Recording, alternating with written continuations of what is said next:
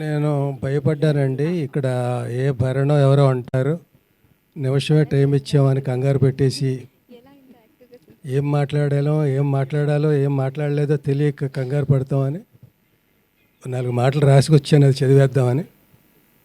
అది చదవడానికి ముందు ఏం మాట్లాడగలనో ప్రయత్నిస్తాను. ఇక్కడ ఎవరు లేరు, భరణలు లేరు కాబట్టి ఇంకా రాలేదు.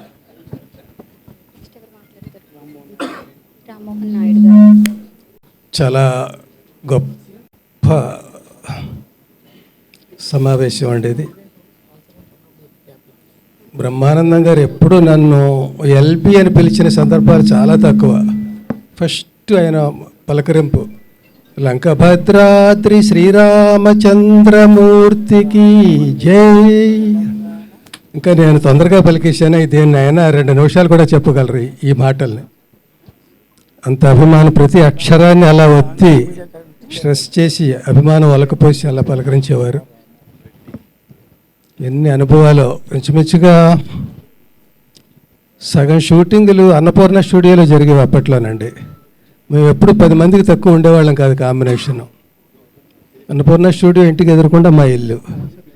లంచ్ టైంలో సరదాగా అందరం ఒక 5-6 10 మంది మా ఇంట్లో భోజనం చేసేవాళ్ళం. భోజనం నాది కాదు, క్యారియర్లు వచ్చేవి. మా ఇంట్లో ఏవో చట్నీస్, పచ్చళ్ళు, ఆవకాయలు ఇలాంటివి ఏవో పెట్టేవాళ్ళం. అందరూ కలిసి కూర్చొని తిని కబుర్లు చెప్పుకుంటూ జోకులు వేసుకుంటూ అయిపోయాక ఇంకా షూటింగ్కి ఎన్ని పిలుపులు వచ్చినా వెళ్ళబుద్ధి అయ్యేది కాదు. ఈయన అనేవాడు, అరే ఎంఎస్ నాది కూడా నువ్వు యాక్ట్ చేసేసిరారా, నేను పడుకుంటాను కాసేపు అనేవాడు. అలా అలా ఎన్ని అనుభవాలు ఇవన్నీ. ఈయన ఒకళ్ళు చెప్పిన జోకు ఇంకొకరికి చెప్పి మిగతా 90 చెప్పి ఎంజాయ్ చేయడం ఆయనకి ఆనందం. అందులో నా జోకులన్నీ తెలివి తక్కువ జోకులుగా ఉండేవి. నేను చేసిన ఏ పనైనా అంతే. వీళ్ళలో నేను చదువుకోని వాడిని, నిరక్షరాస్యుడిని, రచయితలు అయిపోయాను. కానీ అవేవో సినిమా డైలాగులు రాయడానికి తప్ప సాహిత్యం అది కాదు. సాహితీ సభలకు నన్ను పిలుస్తూ ఉంటారు. చాలా పొరపాటు చేస్తున్నారు, పిలవకండి, అలాగే ఫూల్ అయిపోతాను నేను, మీరు ఫూల్ అయిపోతారు అంటుంట. అట్లా వీళ్ళ మధ్య చాలా అందరూ వాళ్ళ సాహిత్యం కానీ వాళ్ళ బ్యాక్గ్రౌండ్ కానీ, ఈయనది ఒక శైలి, భరణిది ఒక శైలి, ధర్మవరానిది ఒక శైలి, ఇలా ఏబిఎస్, ఇట్లా అందరూ ఎవరికి వాళ్ళే, ఎవరి రంగంలో వాళ్ళ నిష్ణాతులు. లక్కీగా నేను ఎక్కడ బతికిపోయానంటే, నేను 4 నాటకాలు ఆడి రాసి సినిమా ఫీల్డ్కి రావడం వల్ల చిన్న పునాది నాకు కూడా ఏదో ఉందని ఒక ఆత్మస్థైర్యం, అంతే తప్ప వీళ్ళలో ఏ రకంగా కూడా నేను సరితూగను. ఎక్కువ ఆ సైలెన్స్తో వాళ్ళు మాట్లాడే విని అందులో నేను ఏమైనా ఒక అపప్రిన్సిపు జోకో మాటో అంటే వాళ్ళు నవ్వుకొని, ఆ నవ్వుని నేను నవ్వుకొని అలాగే గడిపిన రోజులు ఎక్కువ అండి. ఇదిగో ఇలాగే ఎక్కడికో వెళ్ళిపోతుందని అది చదువుతానండి. అంటే ఎన్ని చెప్పినా కూడా ఇంకా మిగులుతూనే ఉంటాయి. అందులో సగం మిగతా వాళ్ళు చెప్పేసినవి అవి ఉంటాయి.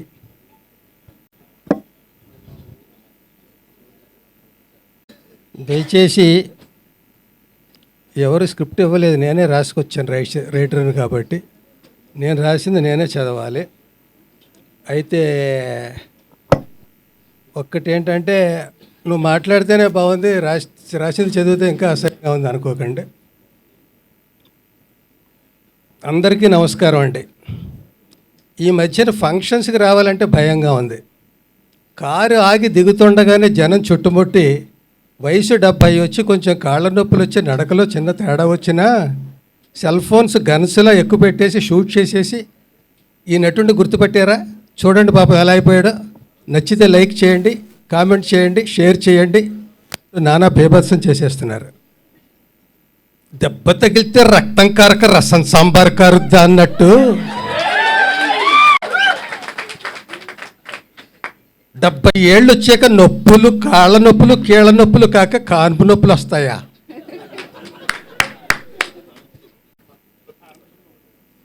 అందరూ బ్రహ్మానందం గారు అయిపోతే హాస్యం బ్రహ్మ పదార్థం అయిపోదు.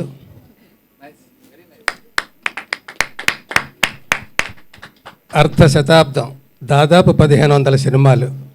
పోటీ నలుగురు మధ్య అయినా, 40 మంది మధ్య అయినా, రాబోయే ఇంకో 80 మంది మధ్య అయినా, తరతరాలతో తలబడిన తరగని చరిష్మా. అది థియేటర్కల్ సినిమా అయినా, ఓటీటీ అయినా, టీవీ అయినా, సెల్ ఫోన్ అయినా, సోషల్ మీడియా అయినా, ఈవెంట్ అయినా, యాడ్ అయినా, మీమ్స్ అయినా, ఏదైనా ఎక్కడ చూసినా ఆయనే ఆయనే.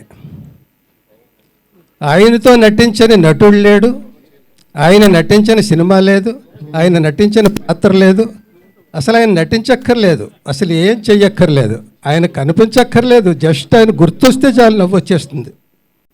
ఒక్క మాటలో బ్రహ్మానందం గారు ఒక అపురూపం. ఆయనది ఒక హాస్య విశ్వరూపం.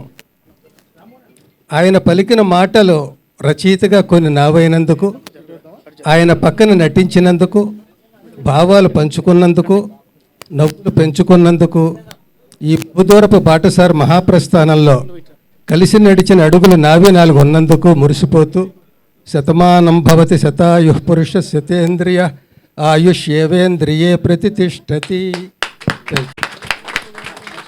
Thank you sir, thank you so much. చాలా చక్కగా మాట్లాడారు. మీ మాటలే మిమ్మల్ని ఉన్నత స్థాయికి తీసుకొచ్చాయి అని నిరూపించారు.